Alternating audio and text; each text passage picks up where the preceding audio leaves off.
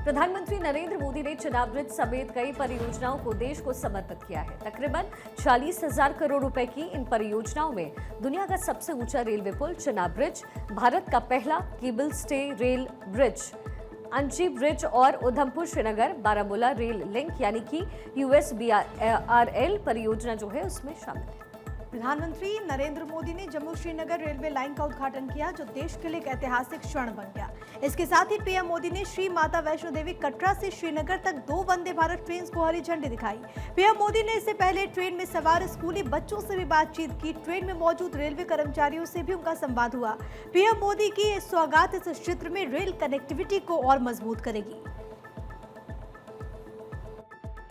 Chenab bridge दुनिया का सबसे ऊंचा रेलवे आर्च ब्रिज है। लोग फ्रांस में, पेरिस में एफिल टावर देखने के लिए जाते हैं और ये ब्रिज एफिल टावर से भी बहुत ऊंचा है। अब लोग चिनाब ब्रिज के जरिए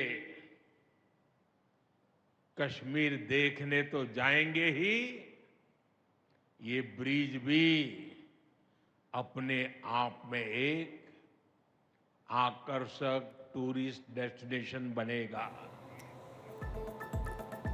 जम्मू कश्मीर को पीएम मोदी की सौगात ने चीन और पाकिस्तान की टेंशन को जरूर बढ़ा दिया। जम्मू स्टेशन पर चल रहे कामकाज की वजह से वंदे भारत ट्रेन फिलहाल कटरा से श्रीनगर तक चलेंगी, लेकिन सितंबर 2025 से ट्रेन जम्मू से श्रीनगर तक पूरे रूट पर संचालित होंगी। इस रेल परियोजना में चिनाब ब्रिज और अंजी ब्रिज शामिल है, जो मॉडर्न इंजीनियरिंग और डिजाइन के प्रतीक हैं। हम श्रद्धा भाव से कहते आए हैं, कश्मीर से कन्याकुमारी, ये अब रेलवे नेटवर्क के लिए भी हकीकत बन गया है।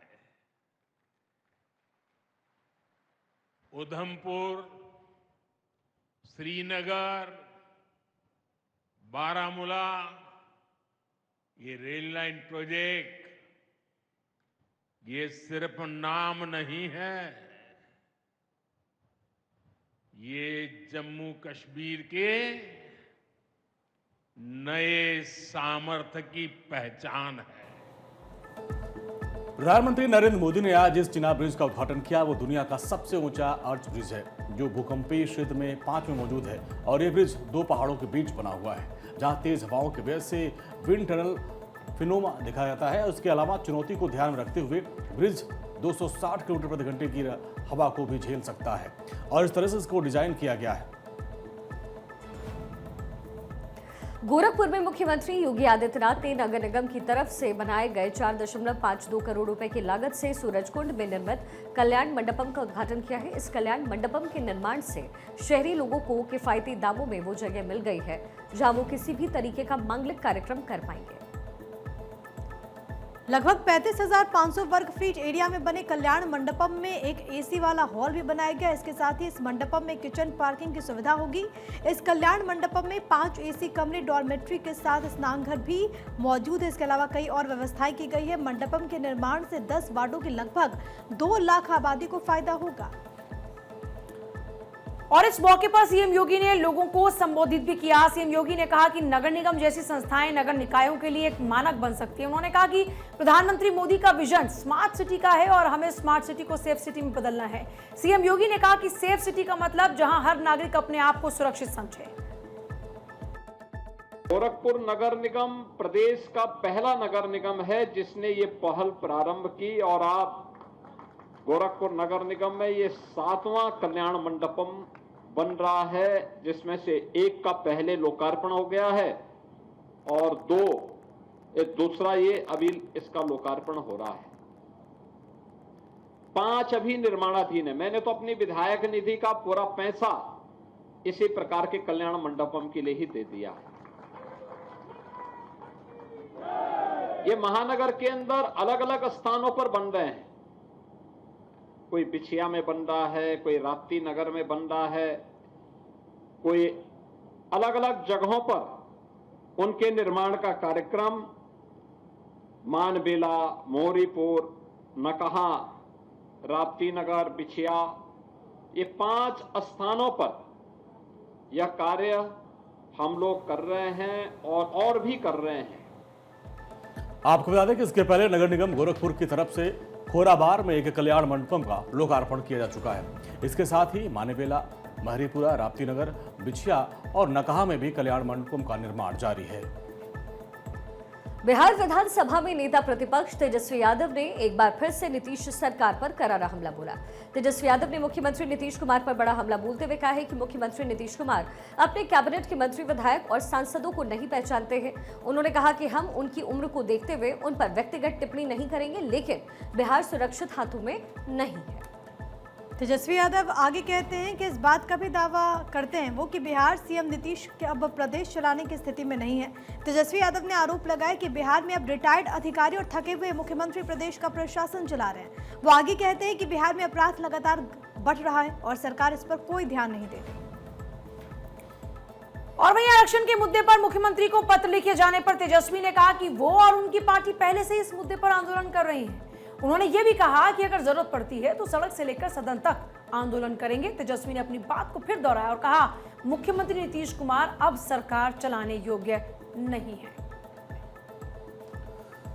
बिहार में इस साल के आखिर में विधानसभा चुनाव होने और ऐसे में सियासी पारा लगातार बिहार में चढ़ा हुआ है। ये कोई पहला मौका नहीं जब तेजस्वी यादव ने मुख्यमंत्री की उम्र को लेकर इस तरह से हमला बोला। तेजस्वी यादव ने इस दौरान बिहार में अस्पतालों की हालात को लेकर भी नीतीश सरकार पर जोरदार हमला किया। तो सारा चीज देखा ही कि अपराधी जो है बेलगाम हो रखे हैं, लगातार घटनाओं का जो है अंजाम दिए जा रहे हैं। पुलिस लाचार नजर आ रही है और सरकार जो है पता नहीं कौन सा नशा करके सोई हुई है, अचेत अवस्था में है कि किसी को कोई लेना देना नहीं। दिल्ली की मुख्यमंत्री रेखा गुप्ता को आखिरकार सरकारी आवास मिल गया है। उन्हें तकरीबन 100 से ज्यादा दिनों के इंतजार के बाद उनका नया निवास अलॉट किया गया। खास बात यह है कि रेखा गुप्ता अपनी विधानसभा क्षेत्र के पास ही आवास चाहती थी और उन्हें ठीक वहीं पर घर आवंटित किया गया। दिल्ली की मुख्यमंत्री रेखा गुप्ता को जो बंगला आवंटित हुआ वहां पर साफ सफाई, रंग रोगन और गार्डनिंग का काम बहुत तेजी के साथ चल रहा है। जल्द ही मुख्यमंत्री राज निवास मार्ग स्थित अपने सरकारी बंगले में प्रवेश करेंगे, जिसको लेकर के तैयारियां चल रही हैं। राजनिवास मार्ग स्थित प्लॉट नंबर 8 में कुल 4 बंगले हैं। बंगला नंबर 1 का इस्तेमाल उपराज्यपाल सचिवालय के लिए होता था, जिसे अब खाली किया जा रहा है। बंगला नंबर 2 पहले विधानसभा में मुख्य सचेतक अभय वर्मा को आवंटित किया गया था। अब इन दोनों को मुख्यमंत्री आवास के लिए आवंटित कर दिया गया है। बताया जा रहा है कि एक बंगले में मुख्यमंत्री रहेंगे और दूसरे कैंप कार्यालय होगा और पदभार संभालने के 100 दिनों के अधिक समय के बाद मुख्यमंत्री को सरकारी आवास आवंटित किया गया है। इस समय मुख्यमंत्री रेखा गुप्ता शालीमार बाग स्थित अपने निजी आवास में रह रही हैं।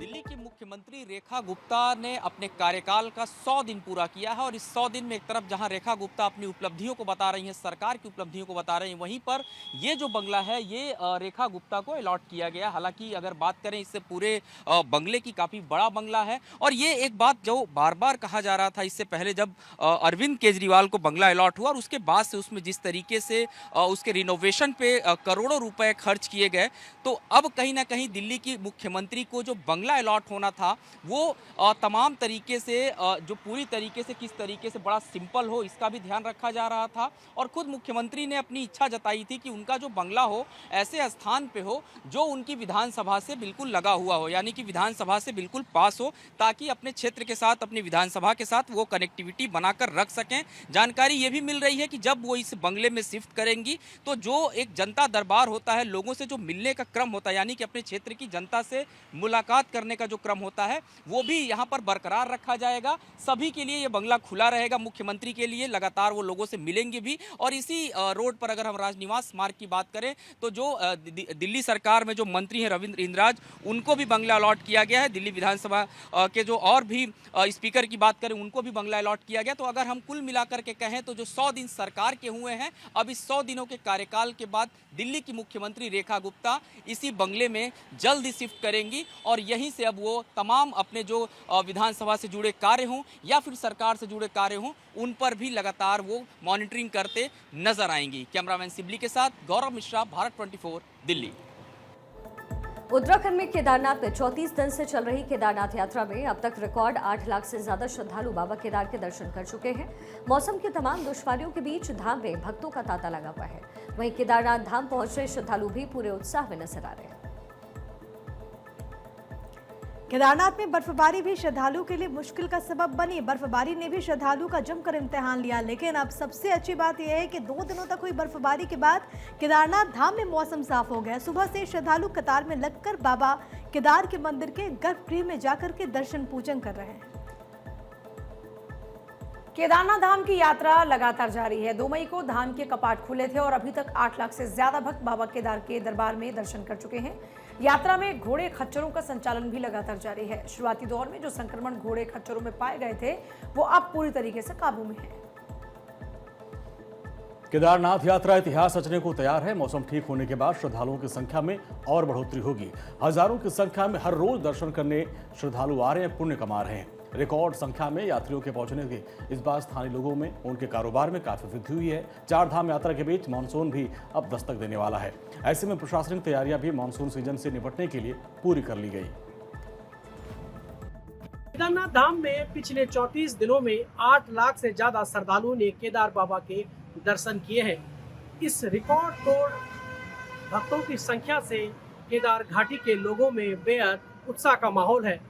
सरकारी आंकड़ों की माने तो पिछले 34 दिनों में 2 अरब से ज्यादा का राजस्व सरकार को प्राप्त हुआ है। अब ये उम्मीद की जा रही है कि केदारनाथ धाम में श्रद्धालुओं की संख्या में 5 गुना तक वृद्धि हो सकती है। हरीश थप्याल, भारत 24, देहरादून। उत्तर प्रदेश के बहराइच में एक बार फिर से खूंखार भेड़िए के आतंक से लोग दहशत में हैं, जिसके चलते महसी इलाके के ग्रामीण लाठी डंडे लेकर रात में जागने को मजबूर हैं। आलम कुछ ऐसा है कि ग्रामीणों के साथ उनके बच्चे भी जागते रहने की आवाज लगाकर अपनों को बचाने की कोशिश में जुटे हैं।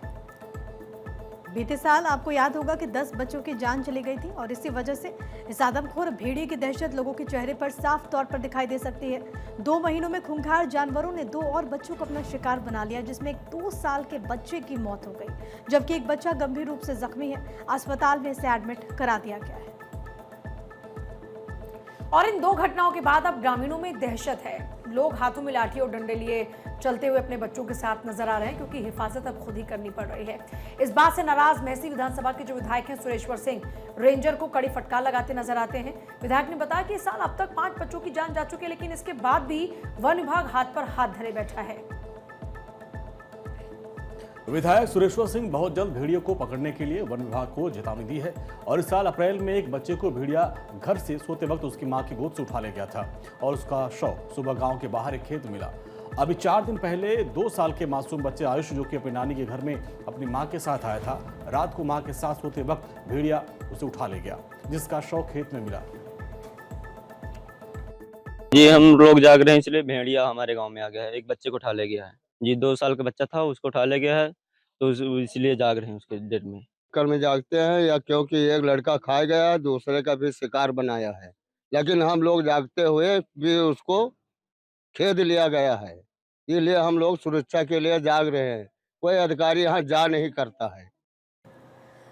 मध्य प्रदेश के इंदौर के नवविवाहित राजा रघुवंशी के परिवार ने अपने बेटे की हत्या की जांच सीबीआई से कराए जाने की मांग प्रधानमंत्री मोदी से की है। इसको लेकर के राजा के परिवार ने प्रधानमंत्री नरेंद्र मोदी को एक खत लिखा है। आपको बता दें, राजा रघुवंशी का शव मेघालय के चेरापूंजी के पास से घाटी में पाया गया। राजा रघुवंशी अपनी पत्नी सोनम के साथ पूर्वोत्तर राज्य में हनीमून के दौरान लापता हो गए, जिसके बाद उनका शव बरामद हुआ। इस जोड़े को आखिरी बार 23 मई को देखा गया था। बाद में 2 जून को राजा का शव मेघालय में चेरापूंजी के पास। जानकारी ये है कि सोहरारम में एक घाटी में मिला, जबकि उनकी पत्नी सोनम अब भी लापता है और उसका पता लगाने के लिए तलाशी अभियान जारी है। राजा की पोस्टमार्टम रिपोर्ट में ये बात सामने आई थी कि उसकी हत्या पेड़ काटने वाले हथियार से की गई। तो राजा के परिवार ने इस बात की जानकारी दी कि उन्होंने प्रधानमंत्री से सीबीआई जांच की मांग करते हुए एक पत्र लिखा है और इसे आयुक्त कार्यालय में जमा कर दिया। परिवार की मांग है कि प्रधानमंत्री और मुख्यमंत्री दोनों ही उन्हें समर्थन दें और मामले की सीबीआई जांच हो। इस दौरान परिवार ने मेघालय पुलिस के काम करने के तरीके पर भी सवाल खड़े किए। परिवार के मुताबिक जिस धीमी गति से मेघालय पुलिस जांच कर रही है, उससे राजा को न्याय मिलना मुश्किल हो रहा है। राजा रघुवंशी की शादी 11 मई को हुई थी और वो अपनी पत्नी को 20 मई को शिलांग यात्रा पर ले गए थे और राजा के परिवार के मुताबिक 23 मई को दोपहर को परिवार ने आखिरी बार अपने बेटे से बात की।